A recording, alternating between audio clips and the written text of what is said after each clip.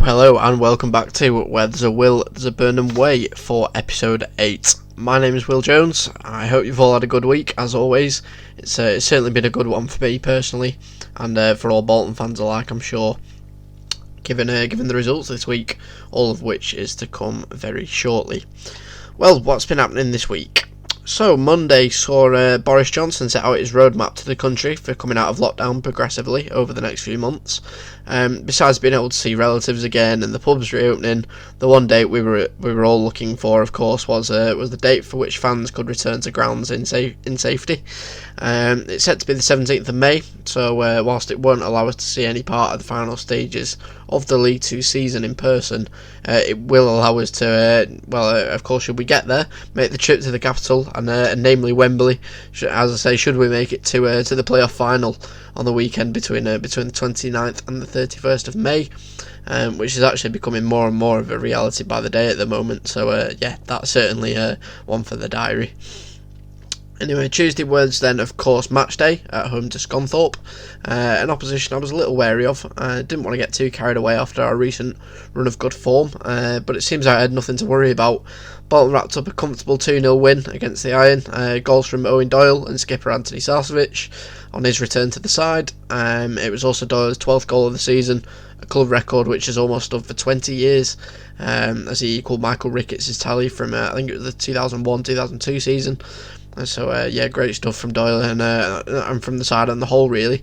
Another really encouraging performance which boosted us up to 9th on the night, with other teams around us faltering at the same hurdle. Obviously very happy with that one, and I was so confident I actually predicted a 4-0 win on Saturday, which aged not so well, but not awfully as well at the same time, which we will come on to shortly. Wednesday, on a non-Bolton related note actually, saw my current second team and employers Longridge Town have their season curtailed with immediate effect by the FA. I had been expecting that outcome given how late in the day it was becoming to finish off the vast amount of games remaining. It was upwards of 30 I believe, and so obviously no surprise there really. Nonetheless, it would have been good to get a full season under my belt there as media officer, as I'm looking to gain experience in the field and in my hunt for a similar full-time role, but it wasn't to be.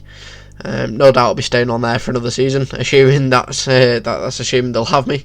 But yeah, I've enjoyed every moment so far with the boys, and I'd love for another full season with them before I move on if possible. Now, Thursday was a strange one actually. I've labelled it Headband Gate here in my notes, and I think it's safe to say that doesn't really do it justice. I'll explain in case you've been living under a rock this week. But our new lower knee signing, Marcus Maddison, the Maverick, of course, has a reputation for wearing, shall we say, out there accessories, odd boots and so on. But this one in particular is his designer headbands. Specifically a Fendi one. I know I can't believe this is a talking point either, but here we go. The club dedicated a post on social media to it, and labelled the duo of Madders and his Fendi headband as iconic, which ruffled a few feathers, shall we say, at the very least. With other footballers and fans alike wading in to have their say. Some funny, some nasty. Most I saw with the Bolton fans really out in force defending Madders, making light of it, and kind of just struggling to understand why everyone was so bothered. Anyway, I'm sure it gained the club plenty of traction, so nothing lost there. But yeah, Madders took it really well, I thought. He did acknowledge how the football family had come together for the wrong reasons in this scenario.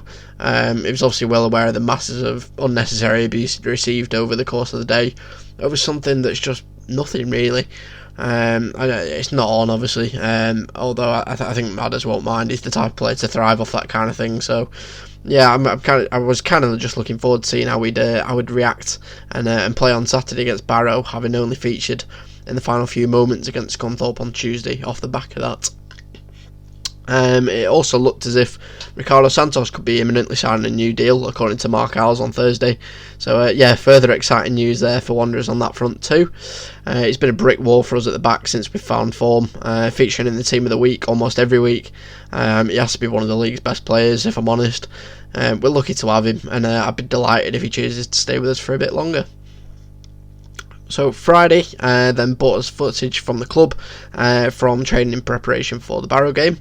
The lads were really looking sharp, which is obviously always encouraging. As we're seeing a familiar face back out on the grass, Liam Edwards, after a long-term injury. No doubt both him and Dennis Politic will be stepping up their rehab and fitness ahead of the pre-season upcoming. As I doubt they'll be back in time for what's looking like could be a promotion charge, but will hopefully be ready for next season.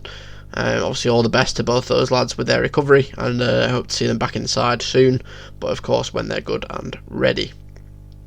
Now, Saturday marked a year since fans were last in the Reebok, obviously the Uniball as it's now called, for our League One games against Accrington Stanley. That was a 0-0 draw actually. Like I said earlier though, I'd give absolutely anything to be there, even to just see another one of those 0-0s. But yeah, of course, more importantly, it was match day. Barrow at home. Confidence was at an all-time high. As I said, I predicted a 4-0 earlier in the week. Barrow were a weaker opposition, I think it's safe to say, but obviously, manager Ian Evatt, they're a team that he knows well, and he was right to be wary of, as the game was largely actually controlled by them. Fortunately for us, it wasn't enough to earn them anything from the game, thanks to another last gasp super sub Sean Miller winner in the 94th minute. It was absolutely incredible. I'm still not over it. I wouldn't say we necessarily deserved it based on the first half performance, but it was one-way traffic in the second. It was an extremely negative formation for Barrow. They had 11 men behind the ball for a good last half an hour of the game. We had all the ball and thankfully eventually found a way through and made it count right at the death. And that was enough to see us into the top 7 and more importantly the playoff places.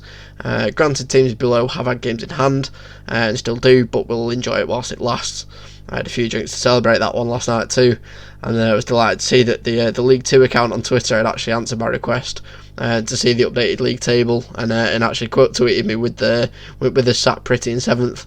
Obviously we want to be right up there, but for now, as Dave Higson would say, that will ding dang do for us. Now, as I touched on previously, Marcus Maddison was set to feature on Saturday, but actually didn't. He was missing from the team sheet when it was released. No one was actually quite sure. It's a shame that we didn't see him, even though we did manage to get the win without him.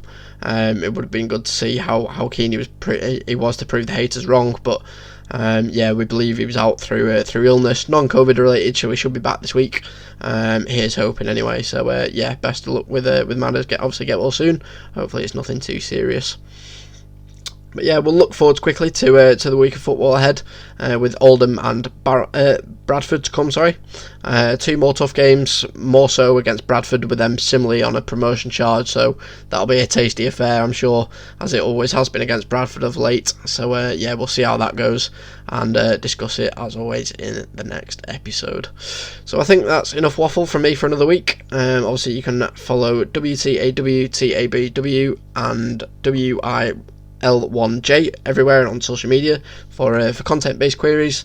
You can subscribe, like, comment, share wherever you're tuning in, and you can always email WTAWTABW@gmail.com for all business inquiries. So yeah, thank you very much for listening to episode 8 of Where There's a Will, There's a Burnden Way, and I will catch you next week on Sunday the 7th of March for episode 9. Bye now.